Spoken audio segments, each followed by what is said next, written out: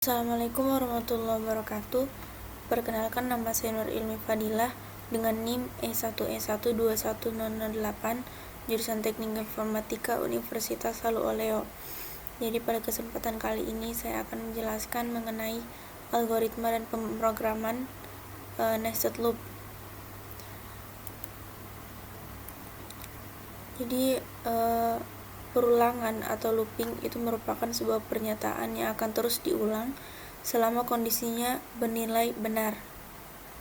Kemudian loop bersarang atau nested loop itu merupakan struktur perulangan atau looping dengan struktur yang lebih kompleks. Di dalam sebuah blok perulangan atau looping, while, for, dan do while, terdapat blok looping while, for, dan do while yang lain. Nah, dalam sebuah blok perulangan atau looping, while, for, atau do while, itu terdapat pernyataan if juga. Oke. Jadi untuk bentuk flowchartnya dia itu yang pertama mulai, kemudian ada inisialisasi. Nah, inisialisasi di mana while itu merupakan kondisi 1 dan dalam while itu terdapat kondisi 2, ada if, dan dalam if itu terdapat perintah 1, dimana untuk flowchartnya jadi dia itu pasti selalu dimulai dari mulai, kemudian ada inisialisasi, terus setelah inisialisasi ada kondisi, dimana kalau kondisi tersebut itu bernilai benar, maka dia itu akan lanjut ke kondisi kedua. Dan apabila kondisi kedua itu bernilai benar, maka dia itu akan lanjut ke perintah 1. Dan apabila kondisi kedua ini bernilai salah, dia itu akan lanjut ke perintah 2. Nah, setelah itu apabila kondisi pada kondisi 1 itu betul, maka akan terus mengulang sampai kondisinya ini bernilai salah. Jadi setelah salah maka akan selesai.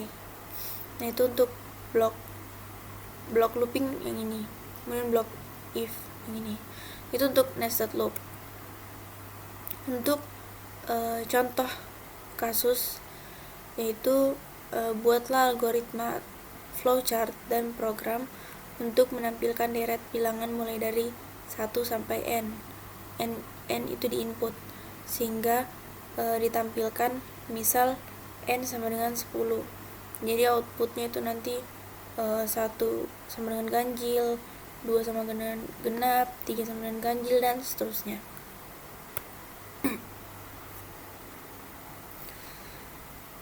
Nah, untuk penyelesaiannya dalam bentuk flowchart, jadi itu pasti selalu diawali dengan mulai, dan kemudian kita inputkan nilai n. Selanjutnya untuk variabel yang kita gunakan di sini ada i dan n itu sebagai integer. Jadi i sama dengan 1. Nah, selanjutnya masuk ke kondisi pertama. Apabila i itu kurang dari sama dengan n, dan jika pernyataan ini benar, maka dia itu masuk ke kondisi selanjutnya. Jadi i itu dibagi 2 sama dengan 0. Jika kondisi kedua benar, maka dia ini termasuk bilangan genap. Apabila bernilai salah, maka dia ini termasuk bilangan ganjil. Dan selanjutnya untuk proses i sama dengan i tambah 1. Jadi apabila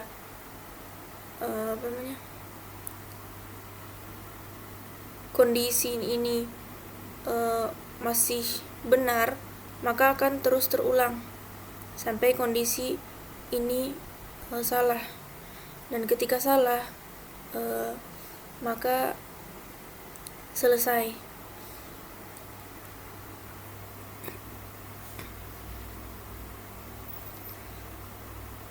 Kemudian untuk penyelesaiannya dengan menggunakan bahasa pemrograman C++. Jadi yang pertama kita bikin dulu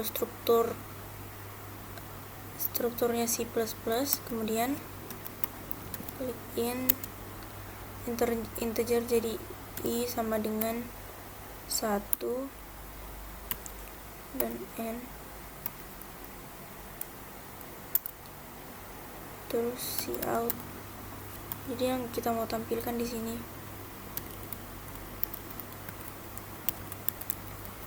masukkan nilai n.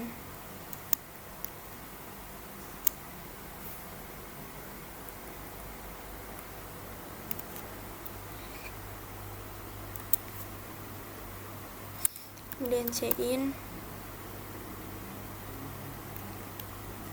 itu ke n. Nah, kemudian while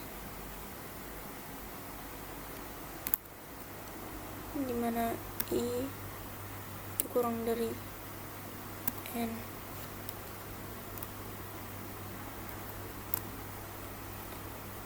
Kemudian kondisi kedua,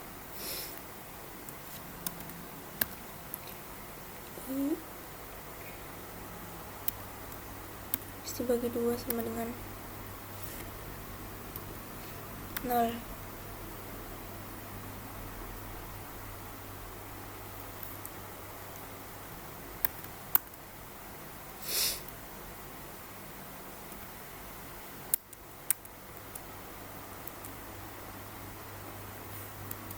Ini cout.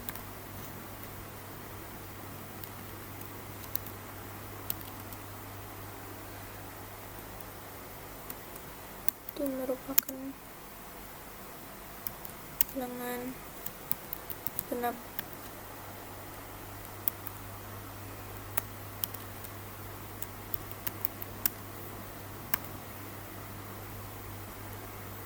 Kemudian untuk else nya cout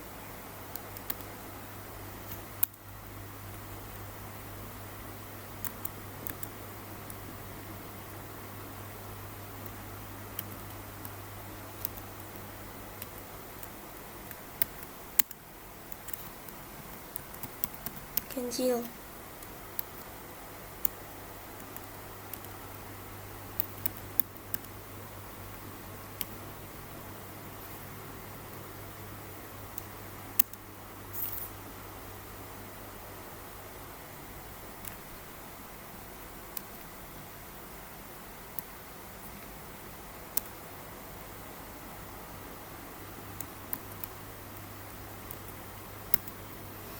Nah, untuk kodenya dia seperti ini.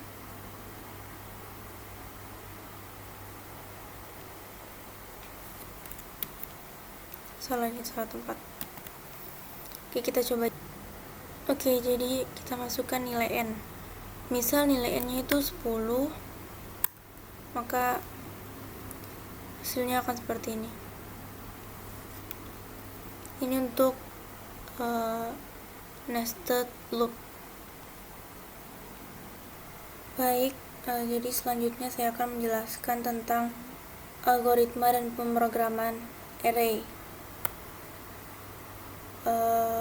Jadi array itu merupakan sekumpulan data yang mempunyai tipe data yang sama. Array itu punya nama, punya tipe data, dan punya jumlah elemen. Jadi untuk sintaksnya itu seperti ini. Jadi dia itu strukturnya itu yang pertama ada tipe datanya, ada nama array, kemudian ada jumlah elemennya. Nah, misal untuk array, jadi dia itu misal mungkin tipe datanya integer. Jadi dia ini ada misalnya integernya ada 3. Jadi bisa kita masukkan ada 3 data tetapi dengan tipe data yang sama. Itu untuk array. Sementara kalau variabel di ini misalnya tipe datanya integer, dia ini hanya bisa kasih masuk satu data begitu.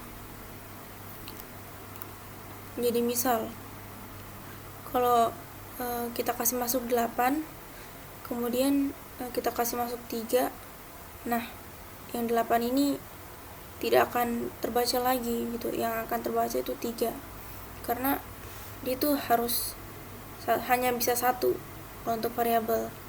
Sementara kalau untuk array dia bisa lebih dari 1 data, asal tipe datanya ini sama.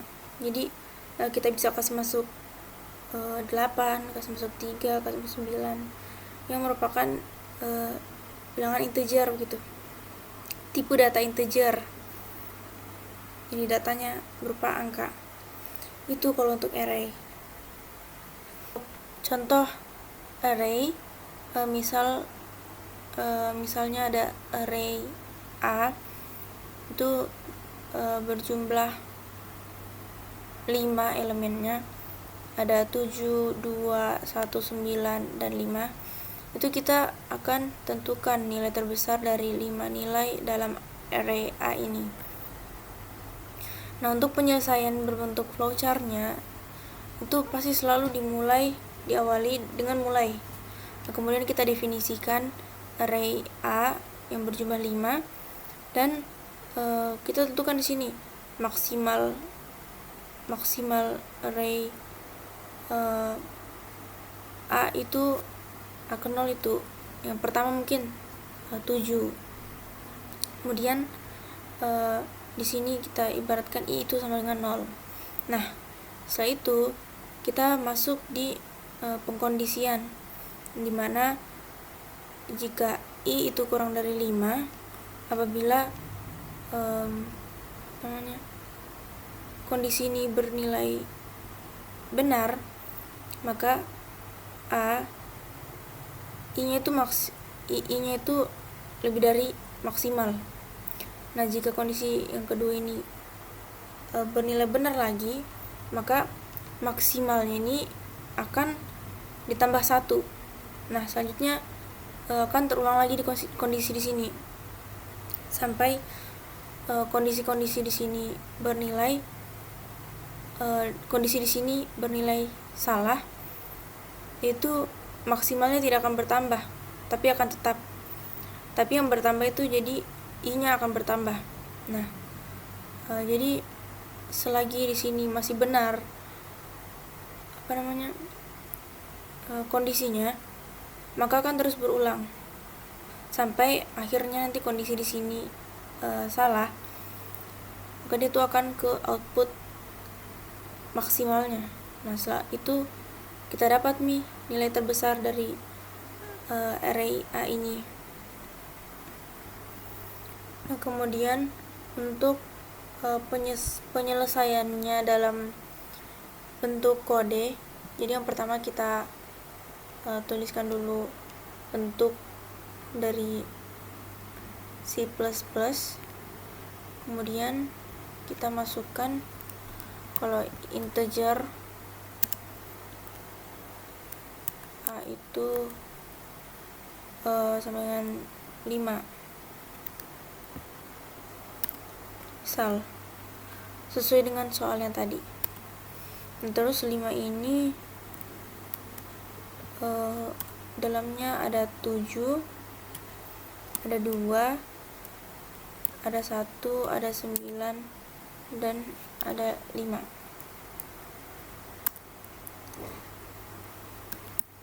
Dan kita masukkan in untuk nilai maksimal sama dengan A ke 0, salah kurung 0,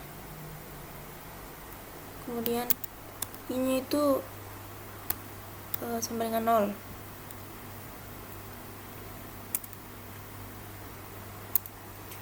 Oke, di sini kita mulai perulangannya menggunakan while, dimana i itu lebih kecil daripada 5. Kita kasih kondisi di sini, jika a itu a ke i, salah tanda lagi, sorry.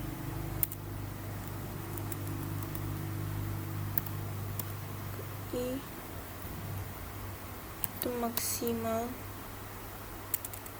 lebih besar daripada maksimal max, maka max itu sama dengan a i. Itu yang kemudian i sama dengan i tambah 1.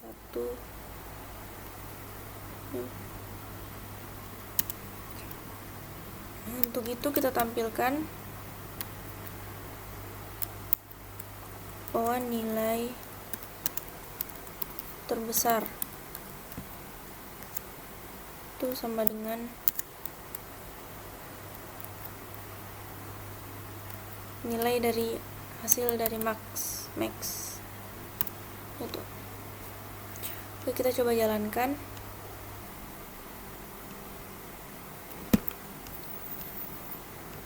Selanjutnya kita coba jalankan. Jadi nilai terbesar itu berupa 9. Baik, mungkin itu saja dari saya. Kurangnya mohon dimaafkan. Terima kasih atas perhatiannya. Wassalamualaikum warahmatullahi wabarakatuh.